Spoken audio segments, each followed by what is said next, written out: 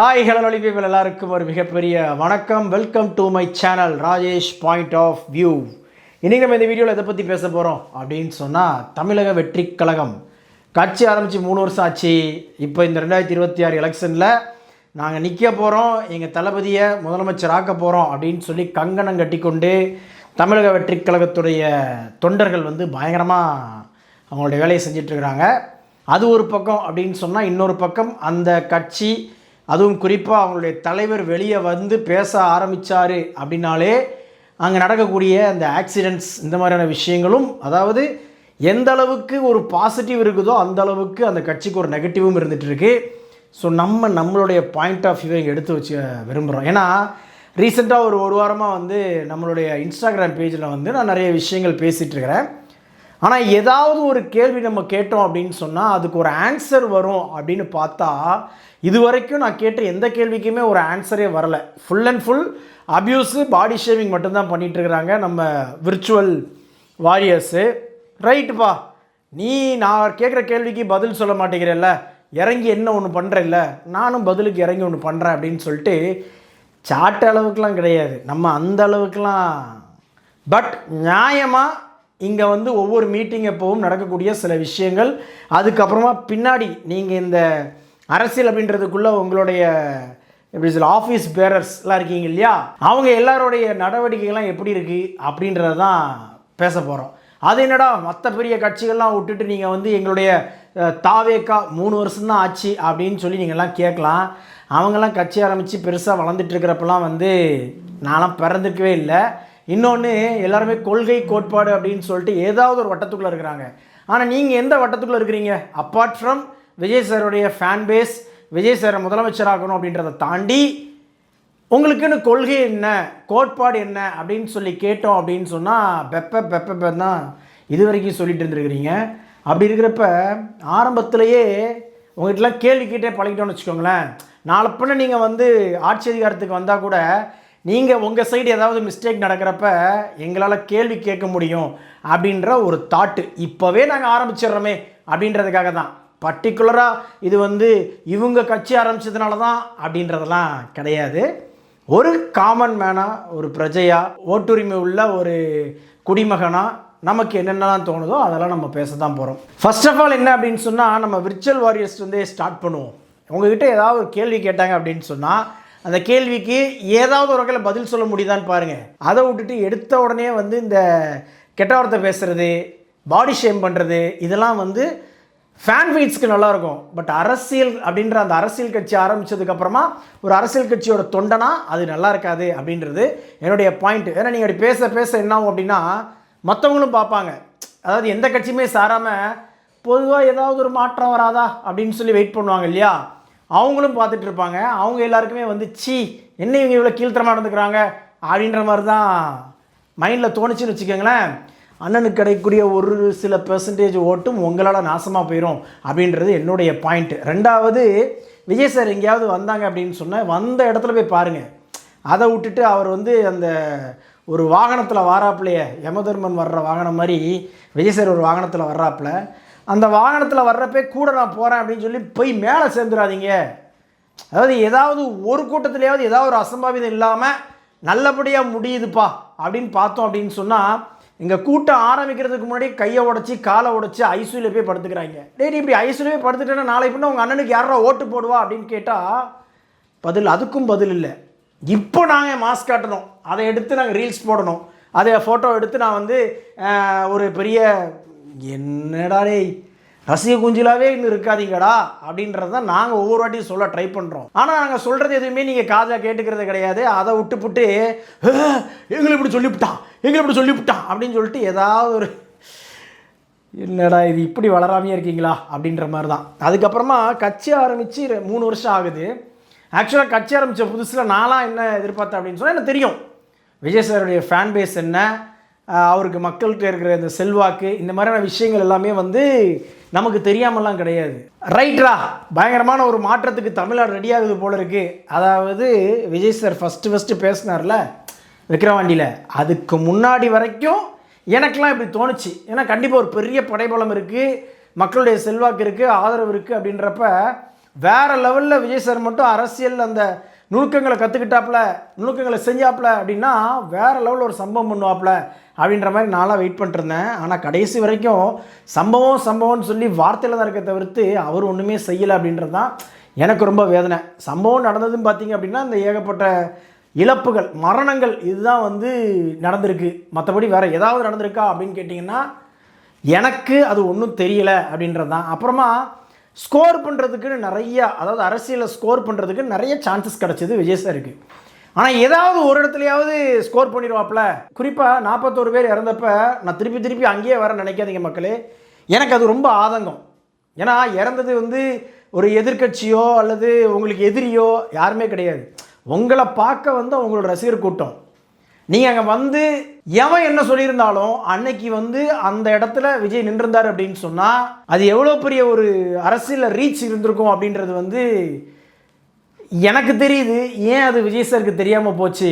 ஏன் போலீஸே உங்களை தடுத்து நிறுத்தி நீங்கள் போங்க சார் அப்படின்னு சொல்லியிருந்தா கூட, ஏங்க செத்துட்டு இருக்கிறது ஏன் ரசிகங்க, அவன் அடித்தால் நான் வாங்கிக்கிறேங்க அப்படின்னு சொல்லி நின்றுக்கணும்.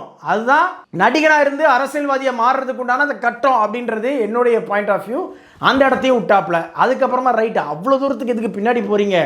நேற்று கூட பார்த்தீங்க அப்படின்னா ஸ்டார்டிங்லேயே ஒரு சூப்பரான விஷயத்தை ஆரம்பிச்சாப்புல. எதுன்னு தானே கேட்கிங்க? இந்த ஐநா சபையில் இன்னும் கொஞ்ச நாள் தமிழ்நாட்டில் தண்ணீர் தட்டுப்பாடு அப்படின்ற ஒரு விஷயம் ஆரம்பிக்கும் அப்படின்னு சொல்லி ஸ்டார்ட் பண்ணாப்புல. இதுக்கு இப்போ இருக்கிறவங்க என்ன பண்ணுறாங்க அப்படின்ற மாதிரிலாம் ஏகப்பட்ட கேள்விகள் கேட்டாப்புல. சரிப்பா, காலத்துக்கு வந்துட்டாப்புல, கரெக்டாக பாயிண்ட்டுக்கு வந்துட்டாப்புல அப்படின்னு சொல்லிட்டு நம்மளும் வெயிட் பண்ணிட்டு இருந்தோம் அப்படின்னு சொன்னால் டப்புன்னு அங்கேருந்து மடமாற்றி வேறு எங்கேயும் அப்படியே ட்ராவல் ஆகி போகிறாப்புல. எனக்கு சிம்பிளாக ஒரே விஷயந்தான், ரைட்டுப்பா தண்ணீர் தட்டுப்பாடு அப்படின்றது தமிழ்நாட்டில் வரப்போகுது.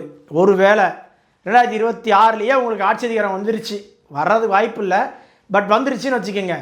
நீங்கள் என்ன பண்ணுவீங்க? அதுக்கு அந்த தட்டுப்பாடை தடுக்கிறதுக்கு நீங்கள் என்ன பண்ணுவீங்க, என்ன திட்டம் வச்சுருக்கீங்க அப்படின்றத உங்களுக்கு எழுதி கொடுத்தவங்ககிட்ட கேட்டு அல்லது எழுதி கொடுத்தவங்ககிட்ட இதெல்லாம் யோசித்து ஏதாவது ஒன்று சொல்லுங்கடா அப்படின்னு சொல்லியிருக்கணும். இந்த பஞ்சலாகு முறைச்சிட்டு பேசுகிறது, பல்ல கடிச்சிட்டு பேசுகிறது இதெல்லாம் சினிமாவில் எடுபடும். அரசியலுக்கு பஞ்சலாக் தேவை கிடையாது. சித்தாந்தம் என்ன மக்களுக்கு உண்டான அந்த நலத்திட்டங்கள் என்ன வச்சுருக்கீங்க. இதில் வேறு சொல்லிடுறாரு, நான் மற்றவங்கள மாதிரி நசன்னு பேச மாட்டேன், நான் செயலில் காட்டுவேன். சார், ஏழை எளிய பாமர மக்களுக்கு தலைவன் என்ன பேசுகிறான், அவன் நம்மளை ஆள்றதுக்கு வந்துட்டான் அப்படின்னு சொன்னால் ஆள வந்ததுக்கப்புறமா என்ன பண்ணுவான் அப்படின்றது ஆழமாக ரீச் ஆகணும். அதுக்கப்புறமா தான் மக்களே உங்களை நம்ப ஆரம்பிப்பான். இப்போ உங்கள் ஃபேன்ஸ், உங்களுடைய தொண்டர்கள், அவங்க ரைட்டு, உங்களோட ஆதரவாளர்கள் அவங்களாம் கண்டிப்பாக உங்களுக்கு ஓட்டு போடுவாங்க, நான் இல்லைன்னு சொல்லவே இல்லை. ஆனால் வெகுஜன மக்கள், மாற்று சித்தாந்தம் உள்ளவன், மாற்று சிந்தனை உள்ளவன், இவன் எல்லாருமே இவர் என்ன தான் சொல்ல வர்றார் அப்படின்னு ஒரு பாயிண்ட் யோசிப்பான்ல. அதுக்கு நீங்கள் ஏதாவது கொஞ்சமாவது இல்லைப்பா நான் முதலமைச்சராகி செயலில் தான் எல்லாத்தையும் காட்டுவேன் அப்படின்னு சொல்கிறது என்னை பொறுத்த வரைக்கும் பண்ணையார்த்தனம் அப்படின்றத தான் நான் பேசுவேன். என்னை பொறுத்த வரைக்கும் அரசியல் அப்படின்னு சொன்னால் மக்களுக்கு என்ன நலத்திட்டம் வச்சுருக்கேன் அப்படின்றத போட்டு அடிச்ச மாதிரி சொல்லணும். அப்போ தான் இங்கே வெகுஜன மக்கள் வரைக்கும் போய் ரீச் ஆகும். அதை விட்டுட்டு நீங்கள் என்ன சார் நான் எல்லாமே இங்கே வச்சுருக்கேன், நான் அதை செயலில் காட்டுவேன், அது இங்கே செல்லாது. செயல் நீங்கள் ஆட்சி அதிகாரத்துக்கு வந்துட்டீங்க அப்படின்னா செஞ்சு தான் ஆகணும்.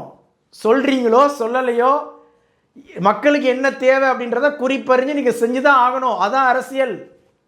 அதை விட்டுப்புட்டு நீங்கள் இப்படி பேசிகிட்டு இருக்கீங்களே அப்படின்ற மாதிரி இருக்குது. அதுக்கப்புறமா கடைசியாக ஒரு பாயிண்ட்டு, இந்த உங்களுக்கெல்லாம் வரப்போகிறது எலெக்ஷன், எங்களுக்கெல்லாம் வர்றது ஒரு எமோஷன். அப்போ நீங்கள் எமோஷனை மட்டுமே, எப்பா நீங்கள் 4 பேர் சேர்ந்து எமோஷன் ஃபீல் பண்ணுங்கள், நீங்கள் 4 பேர் சேர்ந்து ஃபீல் பண்ணுங்கள், ஆட்டோமேட்டிக்காக என்ன முதலமைச்சர் ஆக்கிடுவாங்க. எப்படி சார்?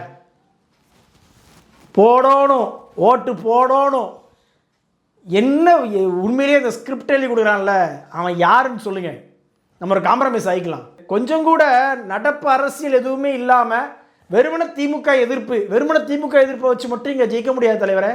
நான் திருப்பியும் சொல்கிறேன், மக்களுக்கு என்ன வச்சுருக்கீங்க, மக்களுக்கு என்ன பண்ண போகிறீங்க, அந்த பிரச்சனையில் உங்களுடைய கருத்து என்ன, இந்த பிரச்சனையில் உங்களுடைய கருத்து என்ன, இதெல்லாம் தெரிஞ்சுக்கிட்டாதான் கொஞ்சமாவது உங்கள் பக்கம் அப்படியே திரும்புவாங்க மற்றவங்க. நான் திருப்பியும் சொல்கிறேன், உங்களை ஃபாலோ பண்ணுறவங்க, உங்களை சப்போர்ட் பண்ணுறவங்க இந்த லிஸ்ட்டில் வரமாட்டாங்க. ஆனால் அவங்க மட்டுமே ஓட்டு போட்டு உங்களை முதலமைச்சர் ஆக்க முடியாது. இதில் வேறு உங்களுடைய நல விரும்பிகள் நிறைய பேர் ரஜினி ரசிகர்களா அவங்க ஓட்டு தேவையில்லை, அஜித் ரசிகர்களா அவங்க ஓட்டு தேவையில்லை, நாங்கள் விரும்பின எவ்வளோ பெரிய அரசியலுக்கு வந்ததுக்கப்புறமா அந்த ஃபேன் பேஸ் மென்டாலிட்டிலேருந்து கொஞ்சம் மாறி வர சொல்லுங்கள் அப்படின்றது என்னுடைய பாயிண்ட்டு. ஸ்கிரிப்ட் ரைட்டரை மாற்றுங்க தலைவரை. மாடுலேஷன் நல்லா தான் இருக்குது, ஆனால் வெறுமனே பஞ்ச்லாக் மட்டும்தான் வருது. மக்களுக்கான நலத்திட்டம், அதுக்குண்டான உங்களுடைய வாக்குறுதிகள் ஒன்றும் இல்லையே. ஸோ இதைத்தான் நான் பேசணும்னு ஆசைப்பட்டேன். சின்னதாக நான் வந்து இன்ஸ்டாகிராம் பேஜஸில் போட்டுகிட்டே இருந்தேன். அதை எவனுமே நான் என்ன பேசுகிறேன்றதெல்லாம் இங்கே கேட்குறதுக்கு எவனுமே மைண்டில் இல்லை. நேரடியாக உங்களை பற்றி ஒரு வார்த்தை எதிர்கருத்து வச்சுட்டா போதும், அவன் என்ன சொல்ல வாரான், ஏது சொல்ல வாரான், அது நம்ம நன்மைக்கு தான் சொல்கிறானா, எதையுமே கேட்குறது கிடையாது. கண்ணை மூடிட்டு அந்த மோனை இந்த மோனை அவனை இவனை இப்படி தான் பேசுகிறாங்க. கொஞ்சமாவது உங்களை தொண்டர்படைக்கு வந்து அரசியல் மயமாக்குங்க. ஆனால் அரசியல் மயமாக்குறதுக்கு ஃபஸ்ட்டு நீங்கள் அரசியல் மயமாகணும் தலைவரை. அதாவது என்னென்ன பேசணும்னு குறிப்பெடுத்துட்டு அடிமனசுலேருந்து ஒவ்வொரு ஊர்லேயும் மக்களோட பிரச்சனை என்ன அப்படின்றதுக்காக பேசுகிறவன் தான் தலைவன். முழுக்க என்ன பேசணும் அப்படின்றதையே வந்து நோட்டாக எடுத்து வச்சு பேசுனா சாரி பாஸ். அப்புறமா இன்னொன்று சொன்னீங்க, சின்ன குழந்தைங்கள்லாம் வந்து ஓம் சக்தி பராசக்தி திமுக தீய சக்தின்னு சொல்லிடுச்சு அப்படின்னு சொல்லிட்டு. ஆனால் அந்த சின்ன குழந்தைங்க எல்லாருக்குமே ஓட்டு கிடையாது தலைவரை, புரிஞ்சுக்கங்க. 18 வயசு ஆயிருக்கணும். இது எதுவுமே எனக்கு தெரியாதா, அதெல்லாம் அப்படி தெரியாத ஒரு ஆளாக நான் அப்படிலாம் நீங்கள் வந்து நேற்று பேசுகிற அந்த டேம் இதெல்லாம் எனக்கு புரியல. டேமை சரி பார்க்குறதுக்கு நீங்கள் முதலமைச்சர் உள்ளே இறங்கி போய் அதை வந்து கரெக்டாக இருக்கான்லாம் பார்க்கணுன்னு அவசியமே கிடையாது தலைவரை. அதுக்கெல்லாம் ஆட்கள் இருக்காங்க, பிடபிள்யூடி டிபார்ட்மெண்ட் அதுக்கு தானே இருக்குது. ஸோ இதெல்லாம் எடுத்து சொல்லிட்டோன்னா எங்கள் அண்ணனுக்கு எதிராக, அதுவும் நாங்கள் புதுசாக வந்திருக்கோம், எங்களுக்கு வந்து ஆதரவு கொடுங்க, அதை விட்டுட்டு ஏன் எங்களை போட்டு அமுக்குறீங்க. ப்ராப்பரான அரசியல் புரிதலோடு வந்தால், ப்ராப்பரான அரசியல் திட்டங்களோடு வந்தால், உங்களுடைய என்ன சொல்கிறது கொள்கை கோட்பாடோட வந்தால் இங்கே எல்லாருமே சப்போர்ட் பண்ண ரெடியாக தான் இருப்பாங்க. எதுவுமே இல்லாமல் வர்றப்போ தான் இங்கே கேள்விகள் வருது. ஒருவேளை அவரே இப்படித்தான் இருப்பாரோ அப்படின்ற மாதிரி. ஓகேங்களா?